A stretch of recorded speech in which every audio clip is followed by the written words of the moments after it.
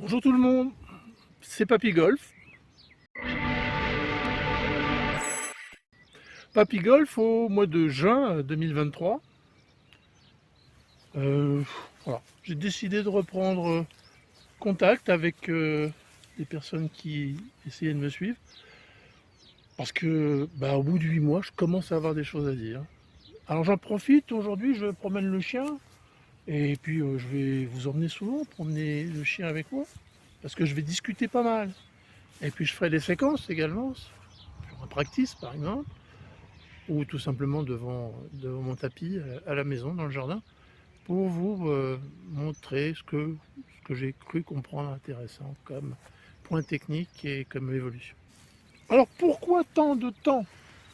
Rappelez-vous, si vous avez suivi mes précédentes vidéos, bon, pas forcément, ça n'a pas forcément fait le tour de la Terre et fait 1 million de vues, mais la dernière vidéo que j'ai faite, ça date je crois du mois de novembre, fin octobre, je disais maintenant, je vais, comme objectif pour 2023, je vais m'intéresser à la vitesse et à la précision. Et la vitesse et la précision ensemble, c'est-à-dire pas de manière séparée complètement, pas travailler la vitesse d'un côté puis la précision de l'autre.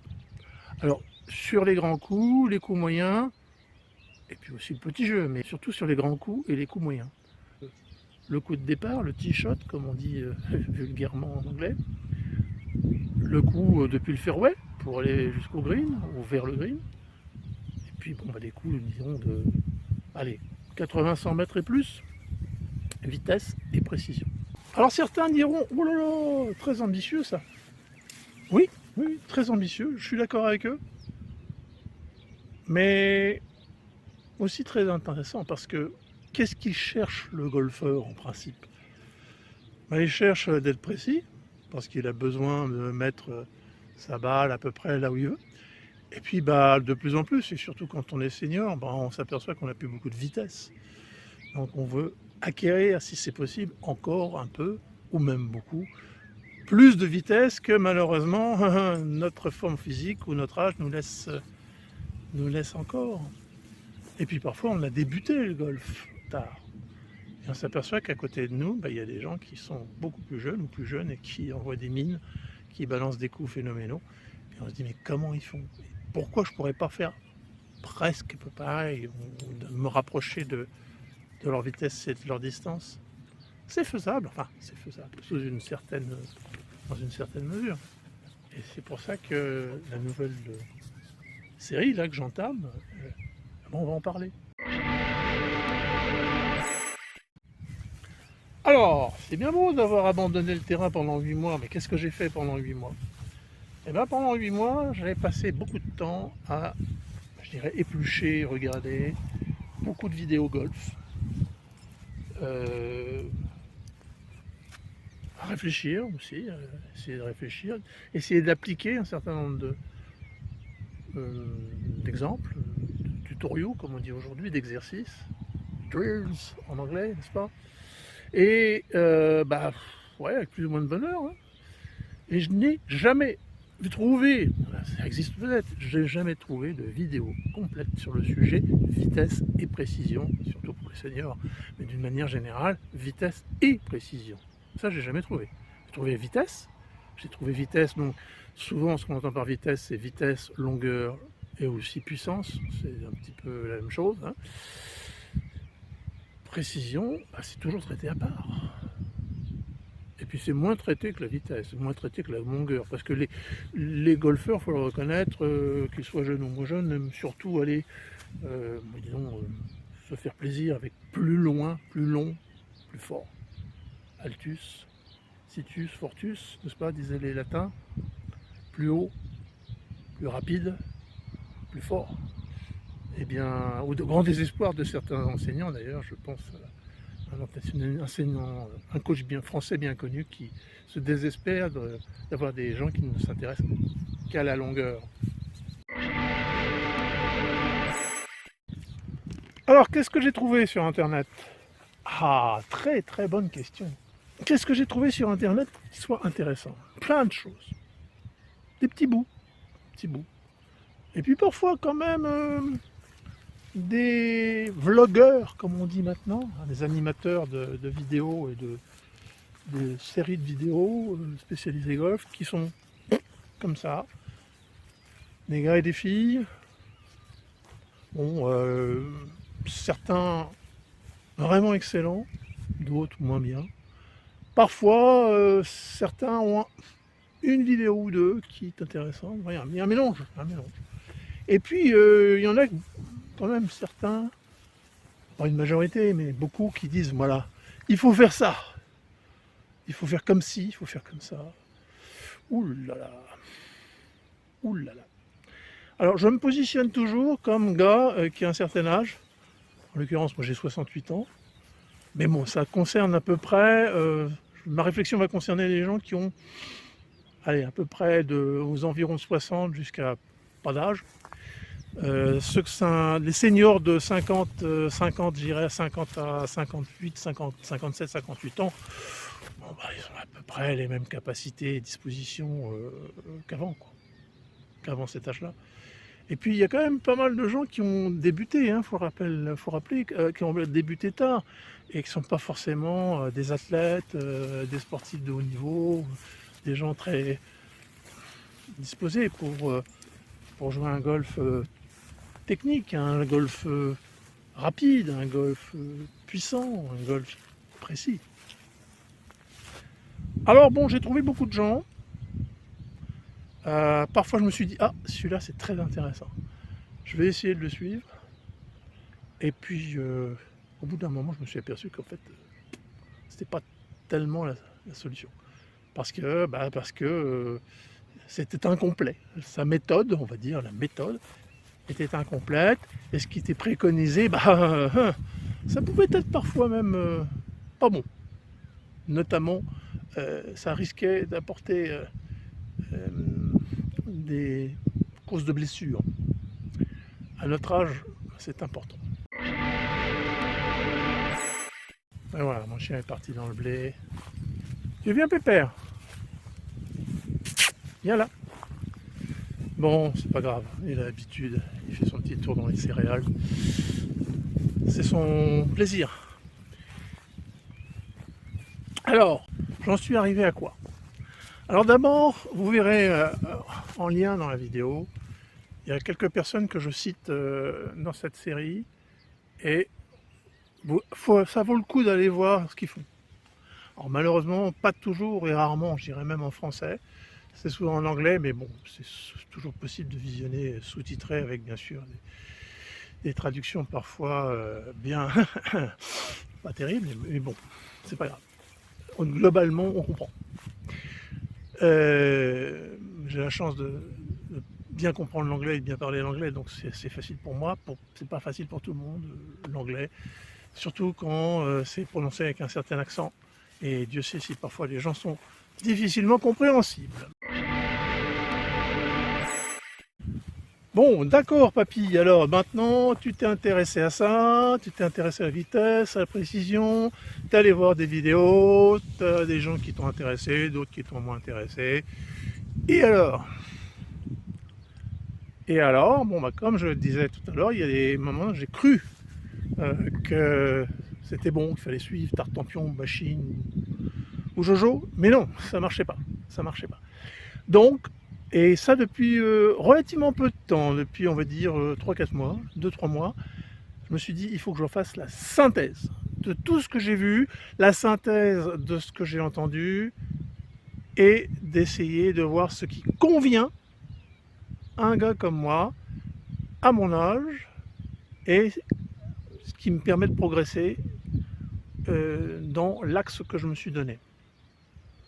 Donc, voilà, cette synthèse maintenant, je crois l'avoir enfin à peu près réalisée. Je pense qu'aujourd'hui c'est bon.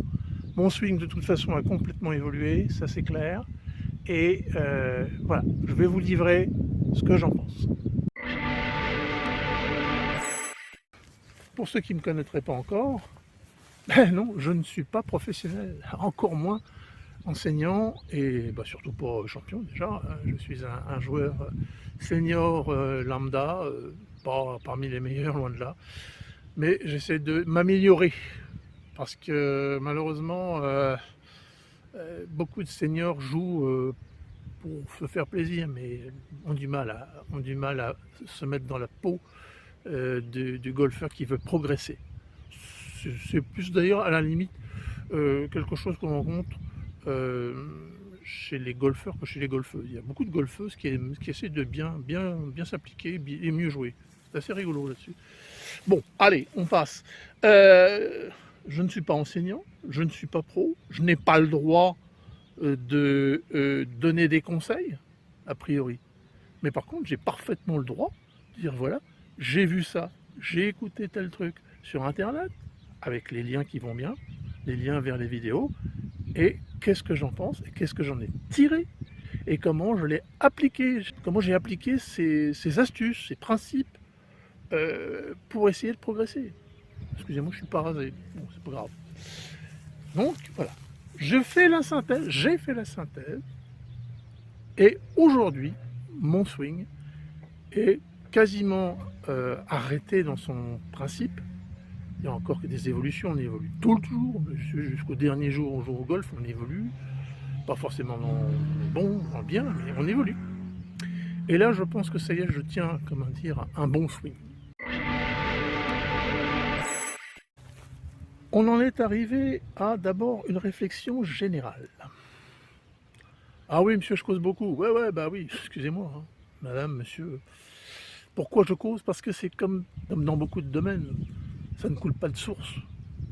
C'est la résultante de pas mal d'analyses et de réflexions. Je vous disais, c'était la synthèse, hein. J'ai fait la synthèse de... Il y a des mouches, ça pique. J'ai fait la synthèse. Alors, j'en suis arrivé à quoi? D'abord, une réflexion générale, et ça c'est très important. Vous allez avoir sur Internet, parfois, je dirais même assez souvent, des conseils isolés. Qu'est-ce que je pourrais prendre comme exemple? Ah, un des exemples les plus classiques. Il faut que les mains soient en avant de la balle, au-delà de la balle, avant l'impact. Pour un fer avec un driver, vous aurez peut-être des problèmes. Mais avec un fer, avec je veux dire, un sandwich, avec un fer moyen, même avec un fer long, et même avec un hybride par exemple, ou encore un bois de parcours, pourquoi pas. Alors moi, ça ne pose pas de problème, hein. Avec un driver, ce sera plus compliqué. Voilà, il faut avoir les mains en avant. Alors il faut que la canne soit inclinée vers l'avant. Hein, ce que les anglophones appellent le shaft lean. Le shaft lean, très important pour bien rentrer, pour bien compresser la balle. Ouais. Le problème, c'est que, voilà, typiquement un conseil qui est isolé, vous n'allez pas pouvoir l'appliquer. Ou alors, si vous cherchez à l'appliquer, regardez bien, hein, vous allez essayer d'emmener vos mains là-devant, et puis au bout du compte, non seulement vous allez perdre en vitesse, vous n'allez pas bien traverser la balle, vous allez vous faire mal, et parfois vous allez complètement toper ou gratter, vous allez en fait faire exactement le contraire de ce qu'on vous demande d'essayer de faire. Parce qu'isolément, ce conseil ne vaut pratiquement rien. En effet, le shaft lean, l'inclinaison de la canne, les mains en avant, eh bien, c'est la conséquence d'un autre aspect technique du swing. Alors, j'en arrive à ma réflexion. Ma réflexion, c'est que dans le mouvement de swing et dans le résultat de la frappe de balle, eh bien, il y a les causes et les effets. L'origine et la conséquence. Le point technique, diraient les assureurs, générateur, et la conséquence de ce point technique générateur. C'est très important, parce que beaucoup d'aspects du swing, même dans les swings dont on parlait il y a de nombreuses années, ou qu'on enseignait il y a 50, moi j'ai commencé il y a 40 ans, ou qu'on enseignait il y a 40 ans, 35 ans, eh bien, des aspects techniques étaient la conséquence déjà du reste. Donc retenez bien cela, il y a la partie technique créatrice ou génératrice d'un autre aspect du swing, d'un aspect du swing, et la conséquence de cet aspect technique. Alors où il est mon chien? Où t'es? Où es-tu, bonhomme? Reste avec moi. Voilà, donc j'ai parlé de cet aspect des conséquences. C'est bien mon grand, viens, viens mon bonhomme, viens, viens, viens, viens dire bonjour. Viens dire bonjour à tout le monde, regarde, voilà. Voilà, je vous présente, c'est mon chien. Alors, attends, bonjour, bonjour le chien, bonjour. Touki, le loup. Viens, regarde, regarde. Regardez comme il est beau. Hein, et il est super sympa, c'est un chien génial. Absolument génial. Bon, comme son maître. Donc voilà, c'était la partie très importante que je voulais mettre d'abord. Ensuite, eh bien, je vais donner quelques points qui m'ont semblé tellement importants que eux, je vais en parler indépendamment. Allez, tant qu'on est sur les... comment dire? Pas facile. Les points techniques, les invariants. Ah, la formation d'ingénieur me fait ressortir ce terme qu'aiment bien les ingénieurs. Les invariants. Bah, ça varie pas. Ça, que ce soit un swing d'aujourd'hui ou un swing d'hier, ça varie pas. Alors, amplitude. Amplitude, bah oui. On parle de vitesse et de précision. On verra plus tard que vitesse et précision, bah, c'est directement lié. Mais vitesse, alors là, vous pouvez le prendre dans tous les sens. Vous pouvez aller chercher tous les enseignements, tous les exemples. Bah, c'est amplitude. Alors pourquoi? Bah, c'est tout simplement physique. Donc on ne peut pas y échapper. Pour avoir de la vitesse, il faut que le swing soit ample. Ça veut dire quoi? Ça veut dire que tous les mouvements un peu rétrécis, backswing et foreswing, enfin traversé, on va dire, ça ne donnera pas de vitesse. Même si on s'énerve, je puis dire, à essayer d'accélérer d'une manière ou d'une autre, surtout backswing, surtout à la montée. Donc voilà. Alors, qu'est-ce que j'ai pris comme référence? Tout le monde les connaît. Hein. La référence actuelle, bah, c'est par exemple Rory McIlroy, fabuleux. Rory McIlroy, quelle amplitude! Bah, évidemment, c'est un grand champion. Il n'y a pas que lui, beaucoup, beaucoup, beaucoup, beaucoup. Et lui, c'est le plus spectaculaire, je dirais, mais il y en a d'autres. Prenez, tenez, on parlait d'Adam Scott tout à l'heure, bon, c'est pas un champion d'aujourd'hui, puisqu'il commence à avoir un peu plus d'âge que les genoux qui performent sur le PGA Tour, enfin sur le Tour maintenant, nouvelle version, fusionnée. Mais il y en a plein. Voilà. Alors amplitude, on verra comment techniquement en arriver à cette amplitude. Il y a des astuces. Moi-même, je l'appliquais sans le savoir. Mais bon, c'était dû justement on revient à cette notion de fait générateur ou d'acte ou de point technique générateur et de conséquence. C'était la conséquence, mon amplitude était la conséquence, en grande partie, d'un point que j'appliquais. Je vais vous demander de faire un petit effort de mémoire ou simplement de retourner voir les vidéos concernées. On avait parlé au moment où on a analysé le swing on a regardé le swing d'Adam Scott, l'Australien. J'avais parlé de la partie pivot de son swing. C'est-à-dire où tout se passait en rotation, enfin en pivot autour d'un axe. Un axe qui était évidemment un axe fictif, bien sûr, et qui représentait en gros sa colonne vertébrale. Il n'y a pas que ça. Et j'ai redécouvert ça il y a quelques temps. Je l'avais pourtant lu, mais il y a fort longtemps. Mes livres de chevet quand j'étais débutant au golf, c'était notamment les bouquins de Tom Watson, qui étaient absolument fabuleux, sur le petit jeu, sur le putting, sur les chips, le pitch. Et puis aussi, très important, les bandes dessinées, parce que c'était des bandes dessinées pour adultes, mais c'était des bandes dessinées remarquables, faites par Jack Nicklaus et son compère Jack Bowden, qui avait fait des volumes, deux ouvrages absolument géants, où Jack donnait l'essentiel de ses points techniques qu'il avait marqués dans sa carrière. Et à cette époque-là, il était déjà quasiment en fin de carrière, il avait une quarantaine d'années. Et il en parlait déjà à l'époque. Mais récemment, c'est dans une vidéo où j'ai retrouvé ce point. Je me suis dit, mais non, un chien. Et évidemment. Je crois que c'est le français David Bobrovsky, le Frenchy golfeur, excellent vlogueur, excellent enseignant apparemment, un garçon manifestement très agréable, très sympathique, qui a été quand même un champion, puisqu'il a fait de très beaux résultats, et notamment il avait fait un très beau résultat à l'Open de France il y a quelques années, bon, et qui s'est converti définitivement dans l'enseignement. Et il en parle, mais il n'y a pas que lui, un truc essentiel, absolument. Et, senior ou pas senior, mais senior encore plus, la tête. La tête. Mais oui, on a un chien. La tête, c'est aussi le début de la colonne, au niveau cervical. N'est-ce pas?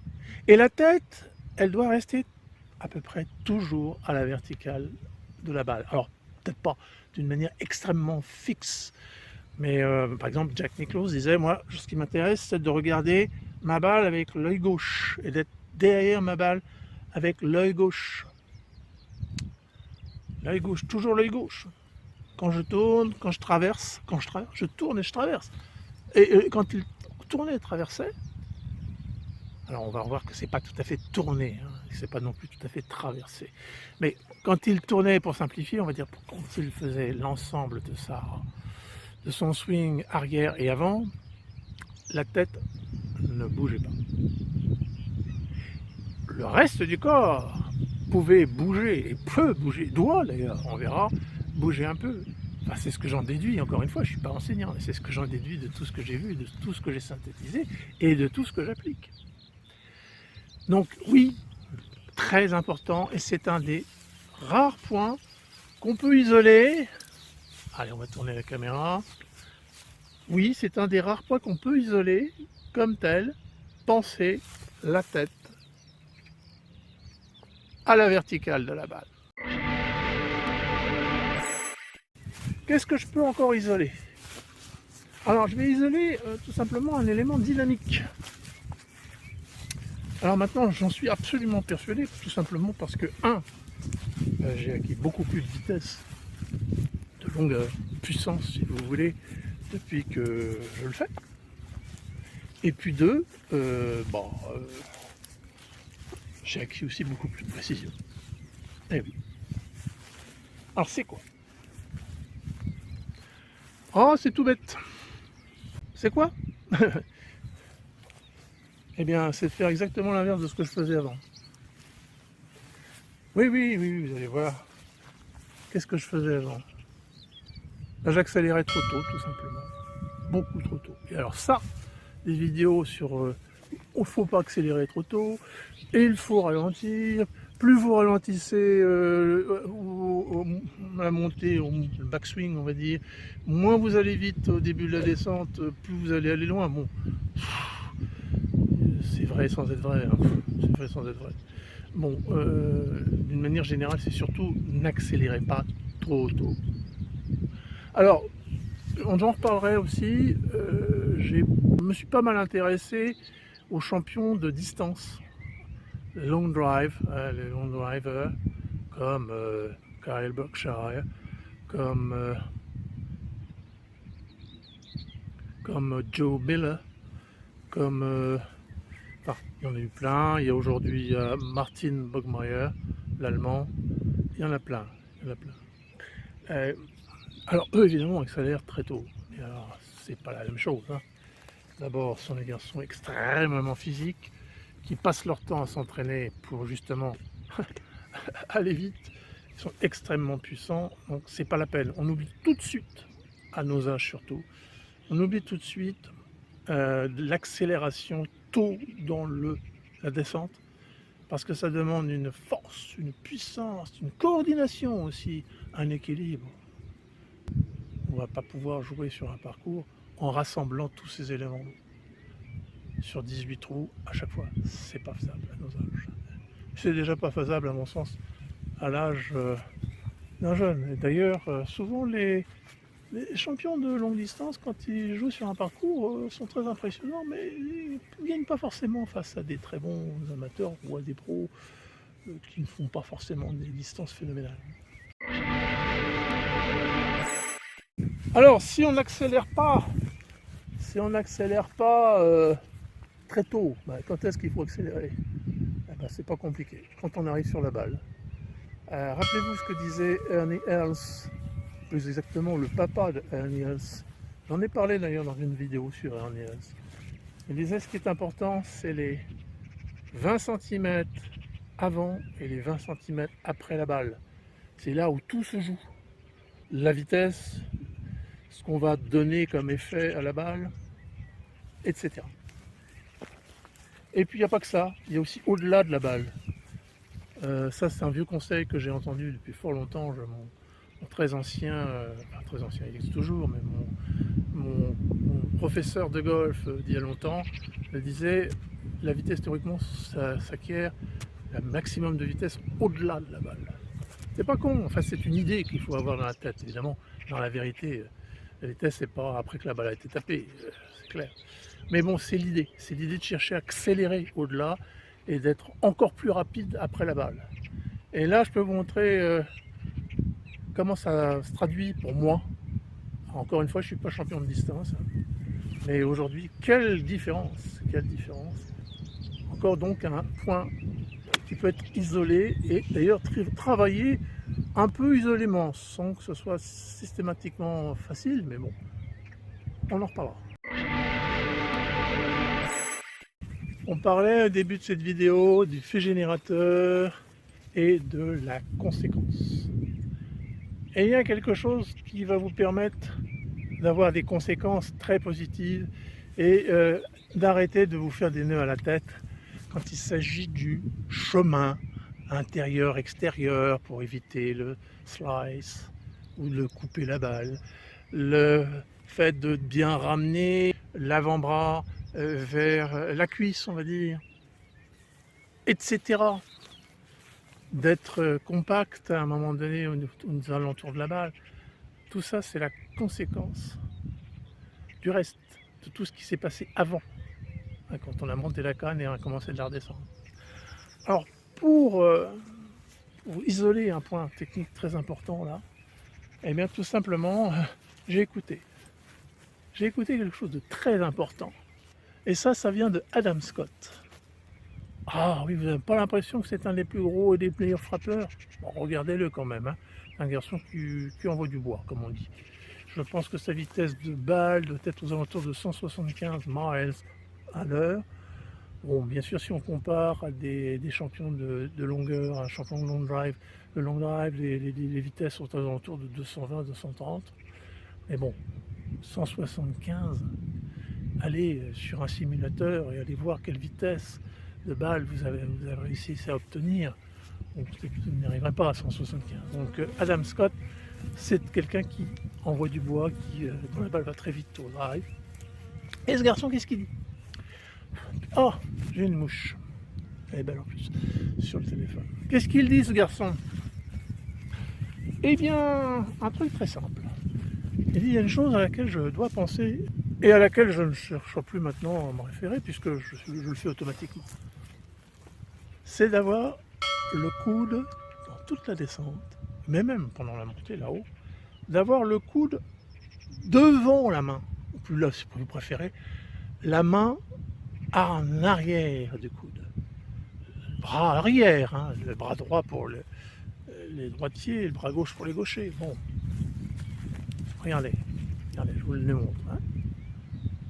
Et ça, jusque le plus tard possible, le plus loin possible, jusqu'à l'impact. Et regardez bien ce qui va se passer. On va en parler. D'abord, la main va bien se présenter. Elle va venir en quelque sorte couvrir la balle. Déjà, c'est pas mauvais ça. Et puis deuxièmement, elle va rester un peu fermée, ou très fermée, ça dépend de plusieurs paramètres, mais ça ne va pas arriver complètement ouvert déjà. Troisièmement, eh bien, il va y avoir un effet de retard, le lag, le célèbre lag. Ah, ce lag. Ben là, le lag, il est tout à fait naturel, qui provient de cette volonté de respecter la main en arrière du coude pendant toute la descente, le plus loin possible. Qu'est-ce qu'il va y avoir aussi comme effet, comme conséquence? Eh bien, il va y avoir comme conséquence que ce bras, il va venir contre la cuisse, là. Il ne va pas rester 1 mètre devant le corps, hein. Il va venir contre la cuisse. Et puis, il va nous permettre aussi de baisser, on verra plus tard, baisser l'épaule droite correctement, de basculer les épaules. On en reparlera de ce basculement des épaules, le tilt, le tilting, le tilt des Anglais. Pas confondre avec la rotation. Bien sûr, c'est une rotation, mais il y a rotation du corps, il y a rotation autour de la colonne et il y a tilting. Et ça, c'est du tilt, on bascule. Et là, cette notion du coude devant la main, restant le plus longtemps possible devant la main, ça va vous obliger à venir avec l'épaule basse, basculer sous votre haut du corps. Là. Ça s'acquiert assez facilement. Vous y entraînez, c'est tout. Je m'y suis entraîné beaucoup et maintenant j'y pense pratiquement plus. Alors parfois je m'aperçois que je fais encore des balles qui ne sont pas terribles. Je me dis j'ai peut-être pas justement trop appliqué ce retard, donc je recommence, je m'applique à nouveau à essayer de le faire. Tiens, pendant qu'on y est, un point important, enfin à mon sens, pour moi. On verra une fois une vidéo courte là-dessus. Pour, rassembler les quelques points essentiels du swing avant de taper un coup, quel qu'il soit, ou presque tous les coups. Je ne vais pas parler du putter, mais on pourrait aussi. Maintenant, j'ai adopté la manie, si je puis dire, de répéter mon geste presque complètement 2 à 3 fois avant de le faire. C'est comme si je voulais prendre de l'élan. Regardez, c'est pas compliqué. Et boum! Et ça me permet de faire en sorte que le corps retranscrit bien ce que j'ai dans la tête. Le corps réagit en fonction du cerveau, bien évidemment. Donc là, en lui disant, tiens, pense à faire ça, pense à faire ça, pense à faire ça. Bon, en fait, c'est pas pense à faire ça, c'est applique. Et par exemple, ce retard de la main droite par rapport au coude arrière, prise d'élan, regardez d'ailleurs le champion de distance australien Seb Thwodell, qui lui a un geste très, très spécial où il prend de l'élan avant d'appliquer son geste énorme. Il prend un élan et après il refait la même chose et boum. Bon, mais ça c'est chacun sa routine. Et là, cette routine-là permet justement, cette routine de répétition permet justement de bien retrouver ces fondamentaux, on va appeler ça comme ça. Qu'est-ce que j'ai encore dans ma besace, dans ma tirelire, dans mon escarcelle comme beau principe nouveau? Eh bien, on va parler de ce que j'appellerais le dégagement du corps. Alors, c'est très curieux parce que depuis quelque temps, je vous dis, on est en juin 2023, depuis quelque temps, les coachs, les enseignants se mettent tous à parler de ça. Tous. Une bonne rotation à l'impact pour pouvoir bien laisser le club envoyer son énergie, transmettre son énergie à la balle. Parce que non seulement c'est bon de transférer de l'énergie, de la vitesse, mais en plus ça permet d'être précis. C'est curieux, mais c'est comme ça. C'est la rotation du bas du corps, la rotation des hanches, notamment à l'impact. Alors attention, il y a eu la bascule des épaules et il y a la rotation des hanches. Alors, je sais qu'il y a beaucoup de champions, grands champions, qui essayent d'avoir une rotation antérieure à l'impact, bien avant l'impact, notamment dans le long drive. Mais on n'est pas aussi pour faire du long drive, on est là pour jouer au golf. Et puis aussi, dans les joueurs professionnels, Cameron Young, sont des gens qui vont très tôt ouvrir les hanches. D'abord très mauvais pour le physique, quand on a, surtout nous seniors, mais en plus c'est à cause de beaucoup de soucis, de blessures, mais même ça, dans la réalité ça ne sert pas à grand chose. Quand on voit que d'autres qui n'ouvrent pas très tôt les hanches vont presque aussi loin et ils jouent merveilleusement, donc c'est pas trop utile. Ça dépend des écoles actuelles d'enseignement de golf ou des coachs qui parfois donnent des conseils douteux à leurs champions.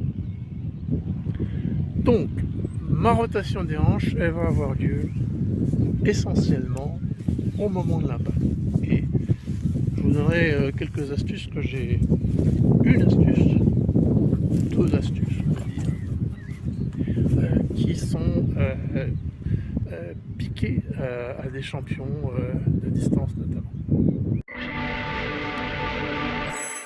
Tiens, pendant qu'on y est, on parle de rotation des hanches au moment de l'impact, on a parlé de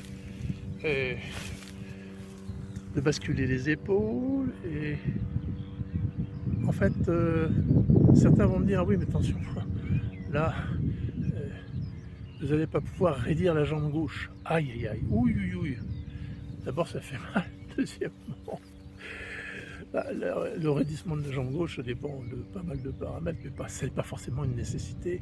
En fait, elle se raidit cette jambe quand on va avoir une rotation très importante, et parce que tout simplement l'épaule droite s'étant nettement abaissée au moment de l'impact, c'est physique, c'est la conséquence. Alors cette jambe gauche qui se raidit au moment de taper au-delà de l'impact, c'était typique par exemple du champion Tiger Woods. On a vu que c'était pas très bon pour son dos, pour ses genoux. Mais bon, c'est pas forcément que ça qui le démolit. Je pense que quand on commence à taper les balles à l'âge de 6 mois, 1 an, et qu'on ne fait plus que ça à cause d'un papa qui est complètement obnubilé pour en faire un champion, le champion en question ne peut que devenir fragile. Mais là, c'est typiquement une conséquence. Ce n'est pas un point technique à respecter. Et Dieu sait si je l'ai vu dans certaines vidéos. Redonner à votre jambe gauche une raideur. Non, c'est complètement débile. Non, c'est absolument pas ce qu'il faut faire. Ce n'est pas intentionnel. C'est la conséquence. Alors me direz-vous, tout ça c'est bien beau, mais papy, tu as amélioré nettement ton swing, enfin, j'espère. Tu as acquis de la vitesse, oui. Ta précision, tu nous en parleras, oui, j'en parlerai. En fait, il n'y a pas grand chose à dire sur la précision, c'est la conséquence là aussi. Mais bon, j'en parlerai. Et alors, regarde un petit peu, parfois on le voit sur les images, tu es déséquilibré. Ah, à quel moment? Je suis déséquilibré, ça peut m'arriver effectivement au-delà de l'impact. Dans un chien, allez voir les champions du long drive, regardez comment ils terminent leur swing. Parfois ils sont même plus à côté de la balle, parfois c'est tout juste ils ne sont pas tombés, ça empêche que la balle parfois part complètement là où ils voulaient, à 400 mètres, ou 300, au moins 350 mètres déjà, et puis oui, il n'y a plus d'équilibre, je suis d'accord. D'un autre côté, ils ont réussi ce qu'ils voulaient faire. Alors oui, c'est très beau, un geste en équilibre, c'est magnifique, c'est splendide. Combien de bons golfeurs, grands golfeurs le font, et ils ont raison. S'ils peuvent arriver à avoir un très bon équilibre final, c'est merveilleux. Moi j'y arrive de temps en temps quand même, il faut le reconnaître, plutôt bien, mais quand je veux vraiment donner un bon coup dans la balle, je perds un peu l'équilibre, c'est pas dramatique. Par contre l'équilibre ça se travaille, on verra ça un autre jour dans une vidéo très courte. C'est extrêmement simple finalement de travailler l'équilibre, même quand on est senior. On a vu certains points essentiels, c'est clair. Tout n'est pas vu, Et puis ça fait combien de points au total? Ça en fait, je dirais, à respecter entre 12 et 15. Il y a certains qui vont devenir des automatismes, on va même plus y penser. Il y en a d'autres auxquels on va penser un peu avant le swing, justement au moment de prendre de l'élan, comme j'expliquais tout à l'heure, qui maintenant m'est cher. Ça dépend aussi du club, hein, le driver c'est pas la même chose. Mais bon, c'est pas dramatique, ça vient vite. Facile de répéter des éléments qu'on a beaucoup travaillé à l'entraînement. Oui, parce qu'il faut travailler. Alors au golf, il n'y a pas personne, aucun de tous les temps, aucun golfeur ou aucune golfeuse n'a été champion sans travailler, ça n'existe pas. Et aucun senior ne pourra progresser sans faire du practice, mais pas n'importe comment, s'entraîner, essayer de s'améliorer, etc. Le senior qui veut pas, ben, tant mieux, ça ne me gêne pas. Il fera du pouce-balle hein, le restant de sa vie. Il se fera peut-être plaisir de temps en temps, mais je pense que de temps en temps, il ne sera pas très content de son golf. Mais bon, moi, c'est pas comme ça. Moi, je veux m'améliorer. Mais s'améliorer, hein, ça nécessite du boulot. Et l'équilibre, ça nécessite aussi de s'entraîner. Ça, c'est clair.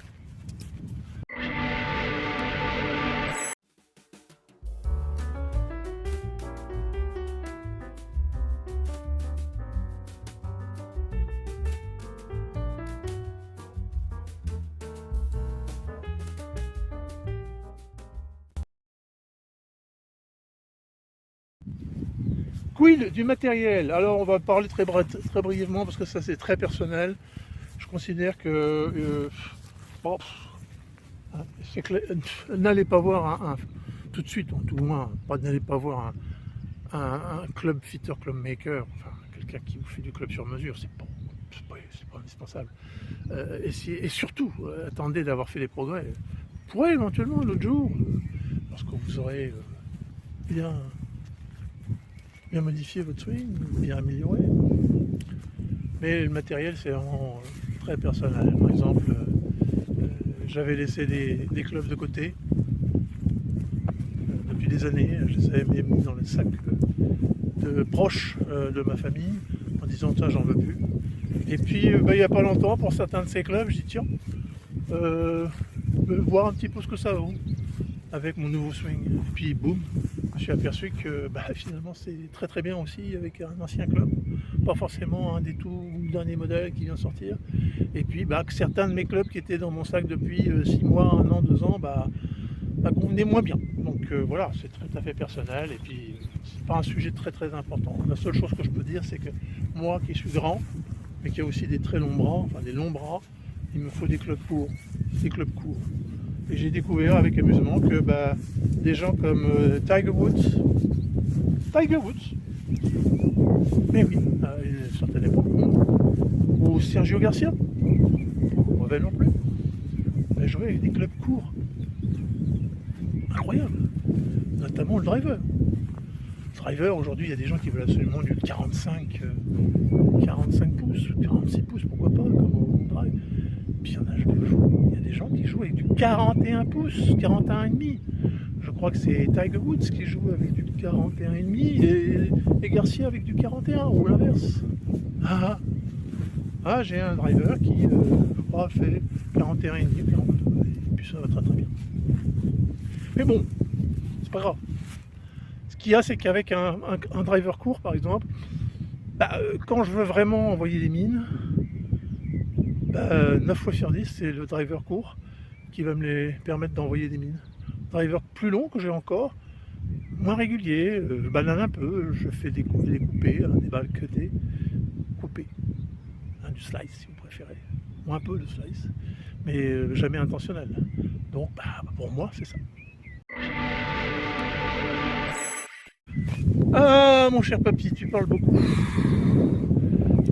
Mais à propos tes progrès, alors ça se traduit comment au plan de la distance? Alors désolé, j'ai pas de Trackman, j'ai pas de FlyScope, j'ai pas d'appareil perfectionné, j'ai revendu un petit radar que j'avais qui me semblait pas terrible, puis finalement je vais en prendre un bientôt qui est probablement encore moins bon mais qui a comme intérêt, seul intérêt, de me donner la vitesse de ma balle.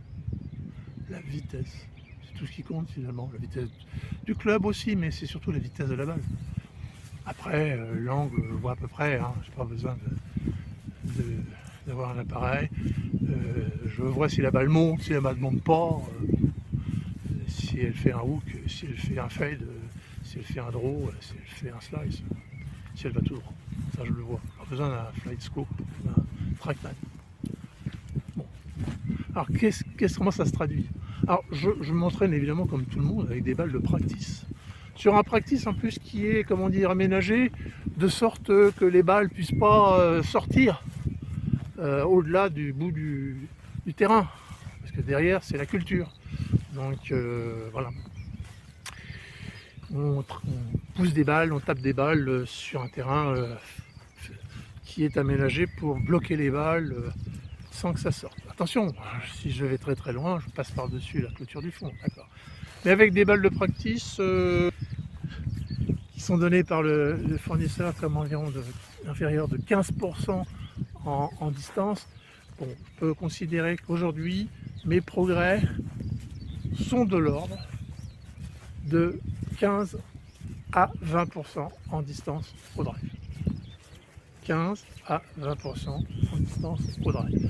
Au drive, au bois 3, au bois 5, avec les longs fers, avec les fers moyens. Avec les fers courts, c'est moins évident parce que bon, c'est clair qu'un pitching ou un fer neuf, aujourd'hui j'ai peut-être rajouté, allez, oui, à peu près 10 mètres, 10 à 15 mètres, selon, je dirais 15 mètres pour le fer neuf, 12 mètres pour le pitching wedge. Pas mal. Voilà. Attention, je sais qu'il y a des gens qui aujourd'hui qui vont taper un pitching wedge 30 mètres de plus loin. Mais ça ne m'intéresse pas tellement. Ce que je veux, c'est pouvoir dire à un moment donné, tiens, j'allonge, je force, je pousse plus loin. Attention, hein, plus souvent, plus on va vite, il y a aussi, ça dépend de la façon de taper la balle, mais plus on va vite, plus on a des chances de donner beaucoup de rotation arrière, donc de spin. Et ben, une balle qui tourne beaucoup sur elle-même, d'abord qui va monter, elle va pas aller plus loin.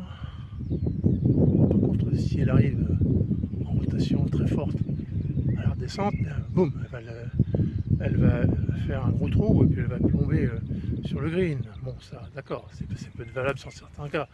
N'oubliez pas que puissance, vitesse, force peuvent donner des résultats aussi décevants. Également décevants. Ah oui, parce qu'on tape très fort. On a l'impression aussi d'aller taper très fort parfois. Et puis boum, malheureusement, bah, ça donne pas les résultats escomptés. Alors, c'est tout simple. C'est tout simple. C'est tout simple. On entend énormément parler de la nécessité de faire une belle motte, hein, belle escalope, un beau divot, comme on dit aujourd'hui. Divot, c'est un terme anglais, divot. Et en fait, pourquoi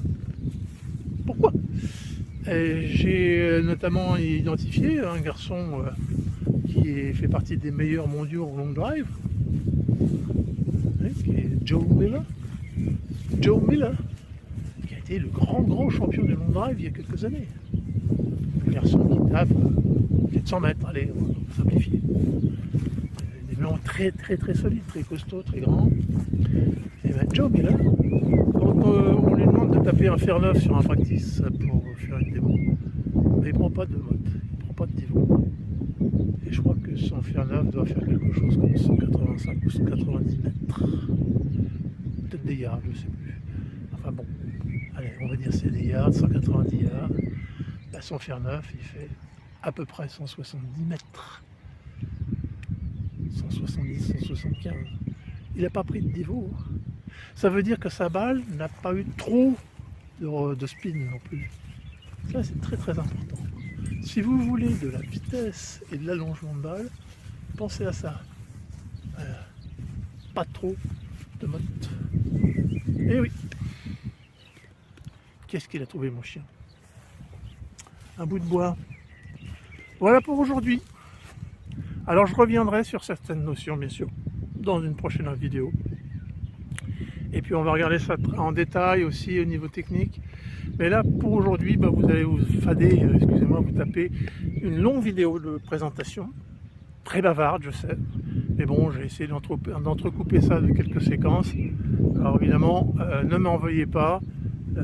Vous allez me dire, oh là là, qu'est-ce que vous êtes bavard, qu'est-ce que tu es bavard, Marcel. Mais oui, je suis bavard. Mais parfois, c'est intéressant, c'est nécessaire d'être bavard. Parce que il y a tellement de choses à dire.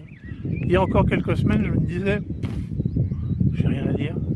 J'ai toujours rien à dire aux golfeurs et golfeuses qui me suivaient. J'en parlais avec les gens autour de moi. Tu fais plus de vidéos? Bah non, plus rien à dire. Puis en fait, je me suis aperçu que j'ai énormément de choses à dire grâce à cette synthèse. Et je vais conclure là-dessus. Maintenant que j'ai fait la synthèse, maintenant que j'ai un swing qui me semble ok, répétitif, répétable, sûr, de belle qualité, de belle longueur, et dans lequel j'ai confiance, du driver au sandwich, et bien, et au putter aussi, mais pour d'autres raisons, et bien je pense que voilà, je suis arrivé à ce que je voulais depuis tant de temps. Et bien on en reparlera, un de ces quatre.